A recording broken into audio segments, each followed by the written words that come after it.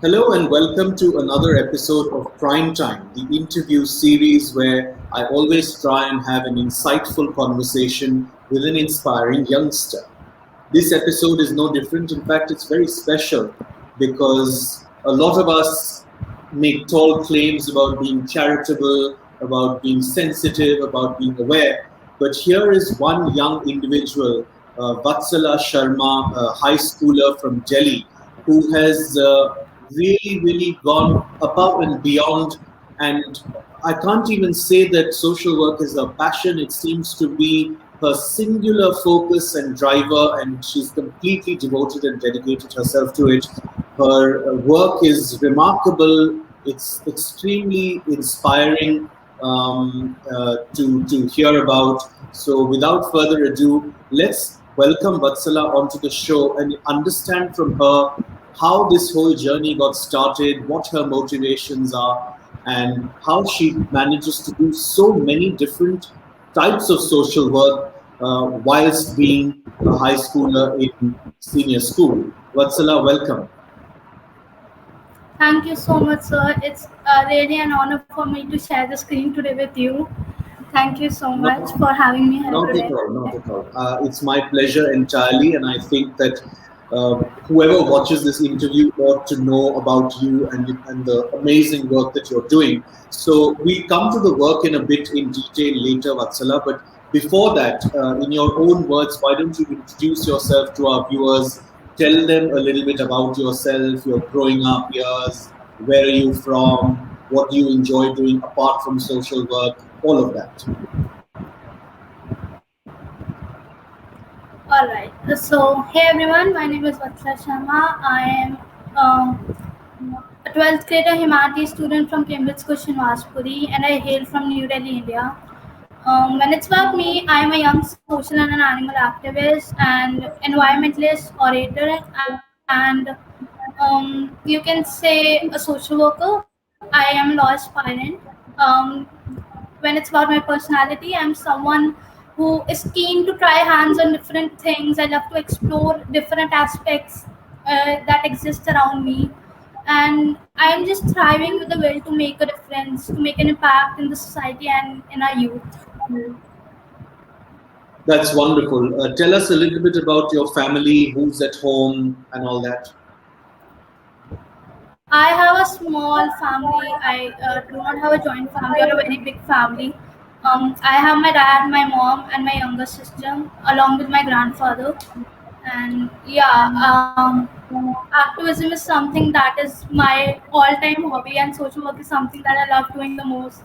Along with that, I love animals. I love to be surrounded with animals all the time. So yeah, that's about me. I'm just curious, Vatsala, what do your parents do? What's their background? My dad is an architect, and my mom is a housemaker. I have been grown in Delhi. My parents are hailing from Delhi since their birth, and yeah, as I said, I have a very small family, so it's just a small introduction. Okay, now let's come straight to your activism and environmentalism. Where and when did it all begin? I want you to take us back right to the beginning where it all started, where the first germ of any of these multiple things that you do was sown and was born. There are actually two reasons to start my activism and my social work. The first one is I started everything like all my social work and working with NGOs and making awareness from my personal behalf via social media only most of the time because I started all this when we hit the worst pandemic, that is the COVID-19 pandemic. So whenever I used to open the news, whenever I used to surf online, I used to see like how miserable life have become of the citizens of our country. I used to see people dying. I used to see people being very unhappy. So one night I was like, I have this habit of staying up late at night because I am a kind of overthinker. So I was staying up at night and I was just scrolling through my social media and I saw that how people are looking for help in various ways. Then I came up with this thought that like I already had few experience of working with NGOs and how they operate. So I went forward for starting my own organization named Decisive. It was a youth empowerment organization. I went forward with it. I started building teams and started my resources how basically you should be operating an organization. We had few events through it. We raised funds. I used my very own very first event funds for spray animals. We feeded animals and cows who were abandoned by the dairy owners. So we started Okay. feeding them. We collected funds for almost a month, and then it was something that I kept continuing from my personal side. And the second reason was when I was in my 10th standard, I was a phobic from maths.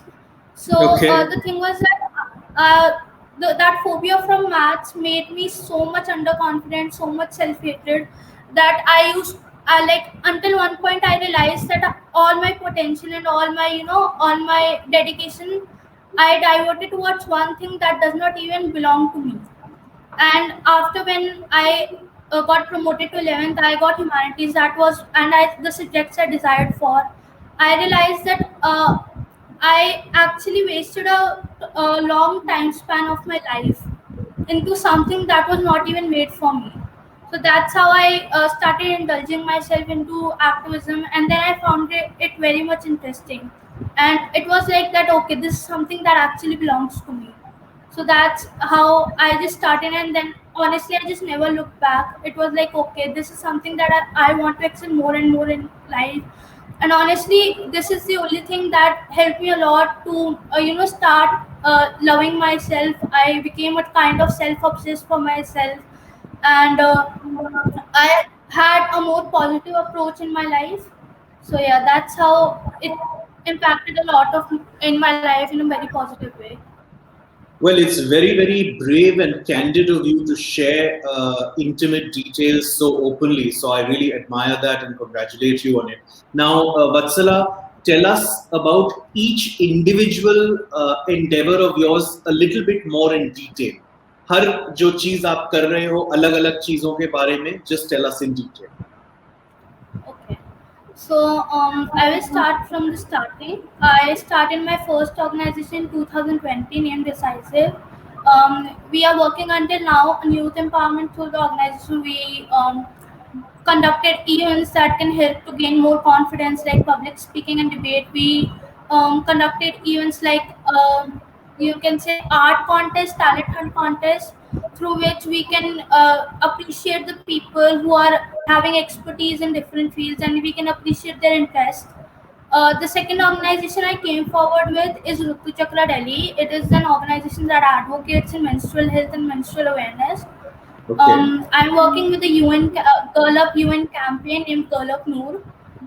It advocates in gender equality. We have created various sort of funds. Like we recently had an campaign named Project Door, in which we collected funds to provide smartphones to girls who do not have access to education, or they have lacked the access of education due to the COVID-19 pandemic. And then even in the campaign Project Door, I started teaching those girls for an extra aid that can help them in their studies. They were actually of my age only.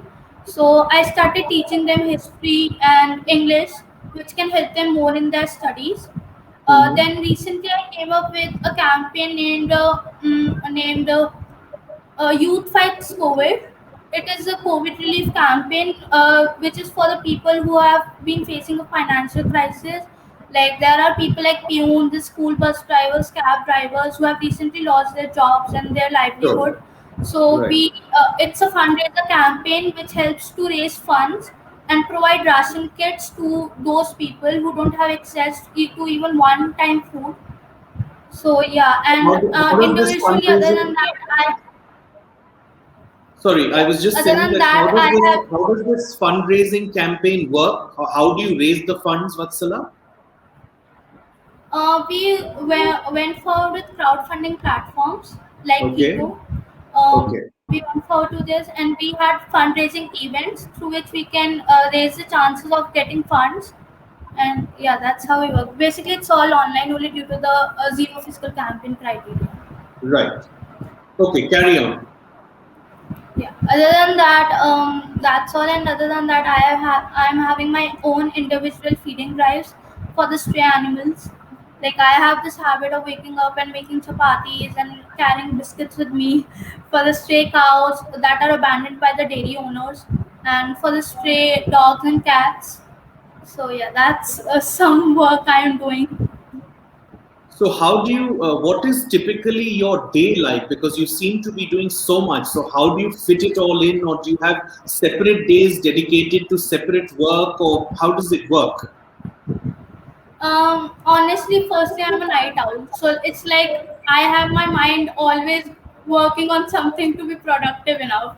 I keep to stay myself busy as much as possible and even have my own time. So my day basically starts almost at 4:45 a.m.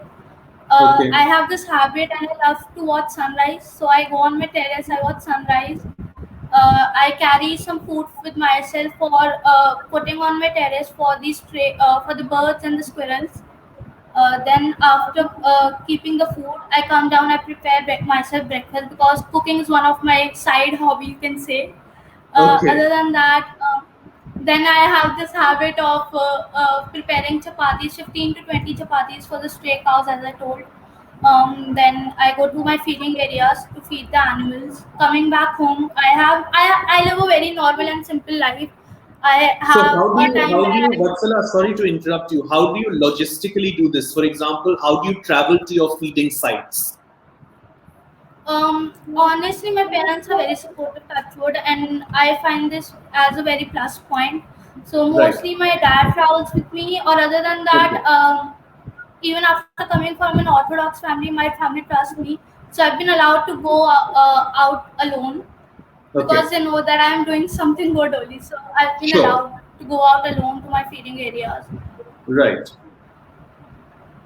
Okay, and tell me now, I tend to ask this to a lot of youngsters I interview or interact with who are doing so much work, and you are obviously doing this whole barrage of work. How do you balance it out with school work and academics and studies? When it's about school works and the work, social work and activism I'm doing, I have my own schedules. Like I know I am a 12th grader who have boards exam ahead, and it's very important to make my keep my parents convinced so that I can continue my work and they have faith on me. Okay, at least I'm not risking my studies or my family.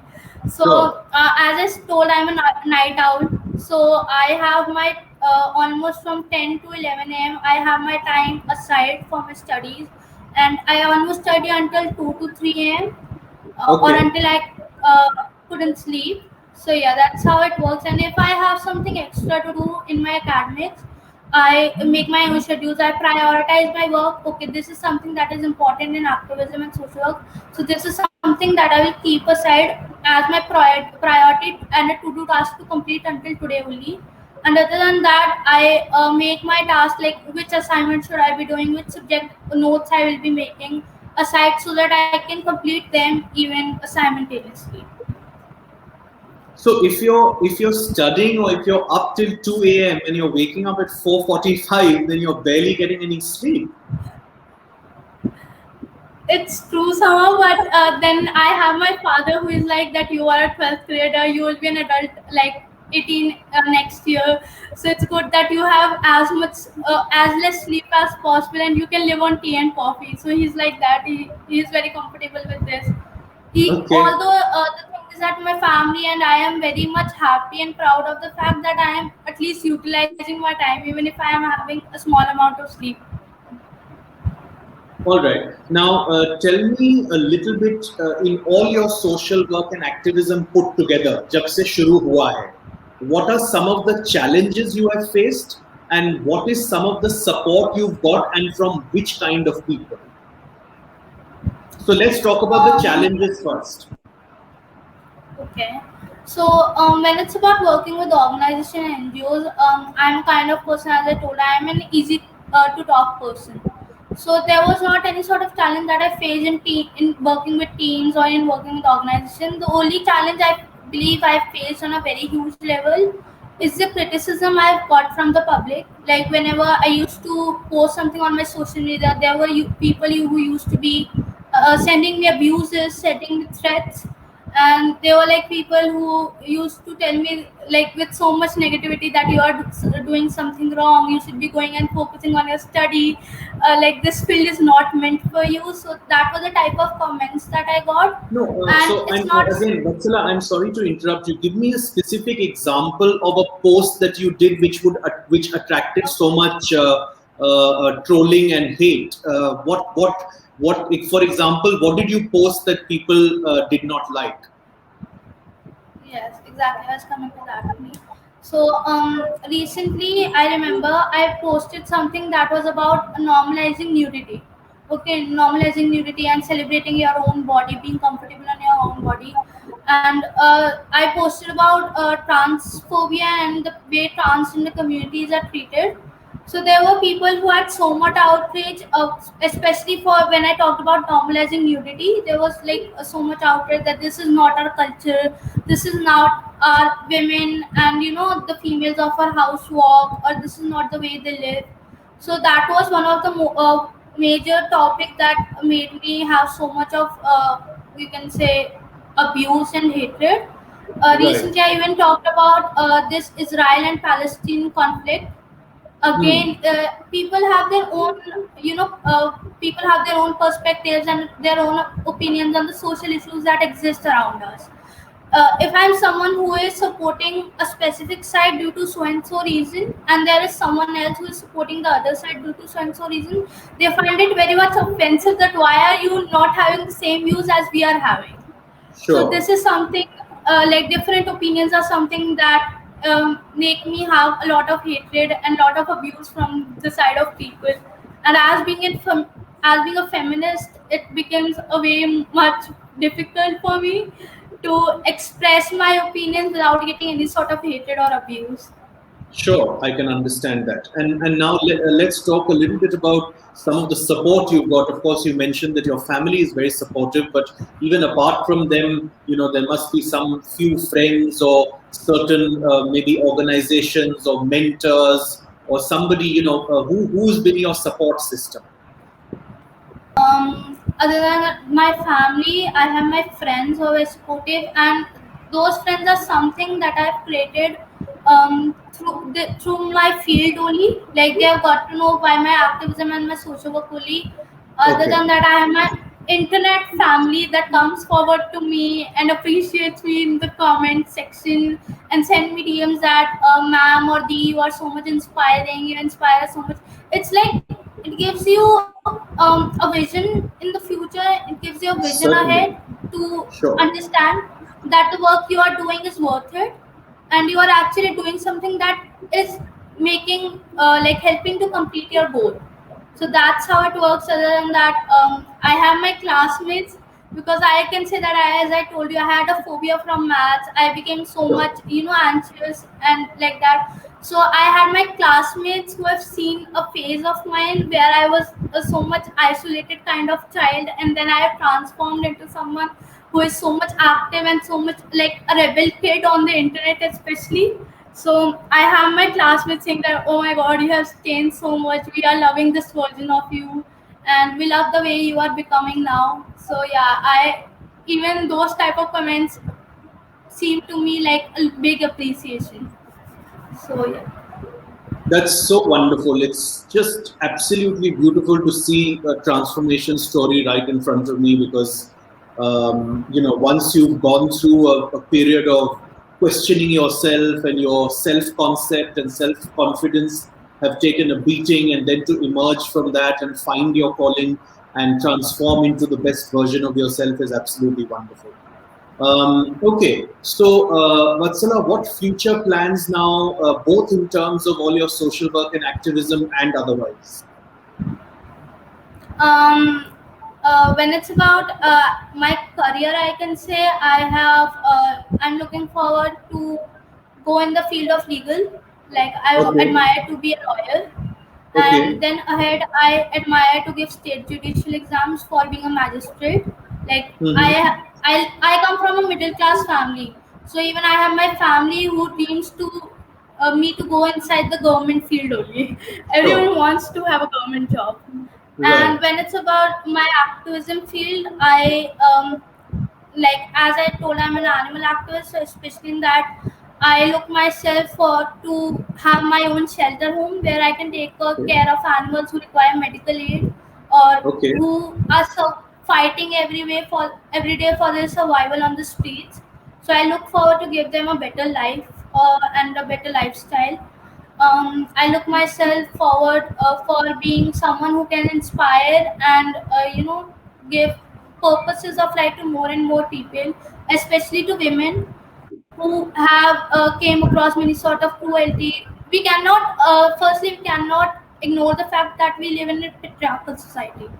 So I just want our country to be a safe place for women, especially, and women who can be free enough to follow their dreams and follow their passion.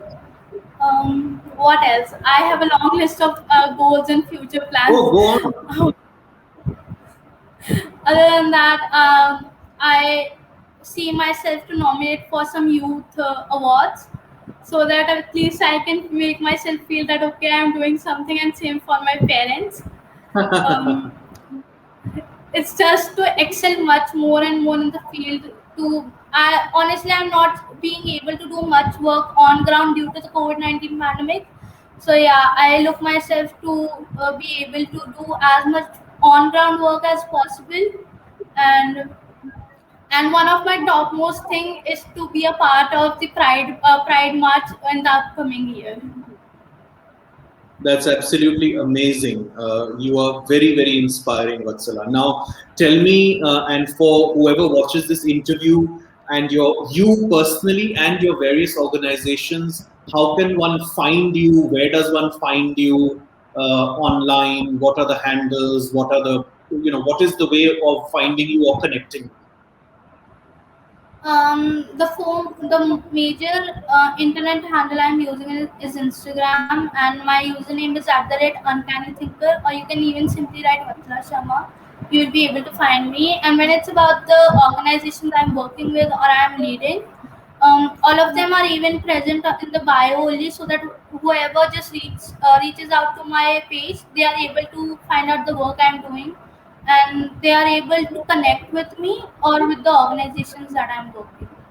Okay, So yeah. so your Instagram handle you said is Uncanny Thinker. Yes, All right. UNCANNYTHINKER. Okay, wonderful. And absolutely last question before I let you go, which is something that I ask all my guests. We've all been in lockdown. Delhi's also been in lockdown. Lockdown is a very frustrating time. People feel depressed.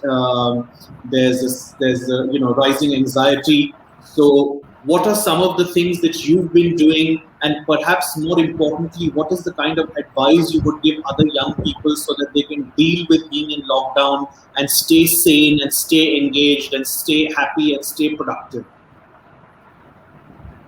Okay, so when it's about giving a message out to the youth, especially keeping the lockdown circumstances in mind, firstly, I will just tell them that I find this time as being a golden opportunity for me to be more productive and to excel as much as possible in the field that I find the most interesting. That is mostly activism and social work.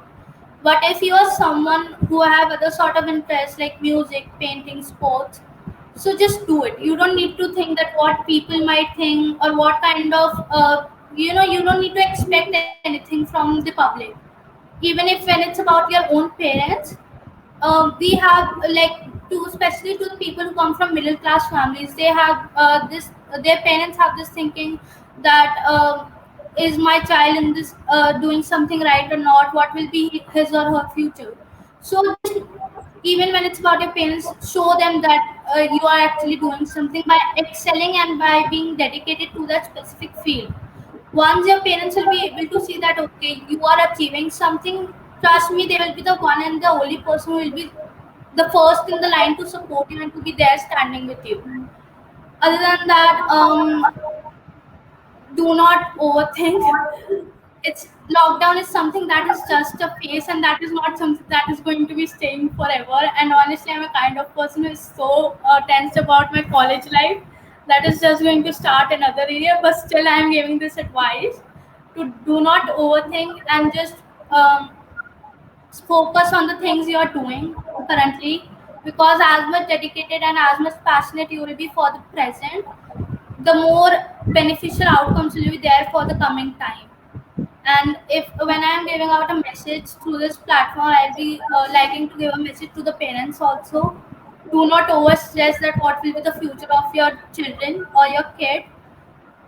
Be with them. If they are being adults in something as being a full-time thing, they must have their interest. And what, no matter whether they will be containing this for a long period of time, everything makes you learn something. At least they are gaining some sort of a knowledge, at least they are experiencing something, and trying hands on different things, which maybe this may bring them happiness and some positive approach in their life. Maybe it could be a very big life lesson for them, even if it's going to be a failure or a big success. So yeah, that's something that I would like to give to both the parents and the kids. That's absolutely remarkable. Vatsala, your wisdom belies your age, your maturity and wisdom belie your age, and you're really an inspiring person. So keep doing what you're doing. It's been absolutely wonderful to be in conversation with you. I feel very happy and inspired today talking to you. So God bless, be well, and more power to you. Keep doing what you're doing, and I hope that you achieve everything that you aim to. Thank you so much for being here. Thank you, sir. Thank you so much. Again, it's a very big thing for me to be interviewed today with you, because the field I'm working in, it is something that you cannot expect anything. You just work without any sort of expectation. And being interviewed today by you, sir, is something that is the most beautiful and expected thing I can get, honestly. It's my pleasure. It's my pleasure entirely. Take care and see you soon. Thank you.